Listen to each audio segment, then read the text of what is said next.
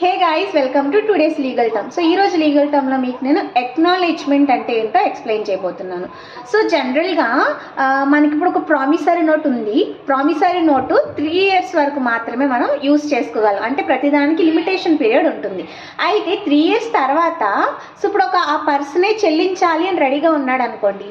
So he ఎక్నాలెడ్జెస్ అంటాం. అంటే ఏంటంటే తను ఒప్పుకోవడం, యాక్సెప్ట్ చేయడం, తను ఇవ్వాలి అనేదాన్ని తను ఎక్నాలెడ్జ్ చేసేదాన్ని. అంటే it is nothing but acceptance అనమాట.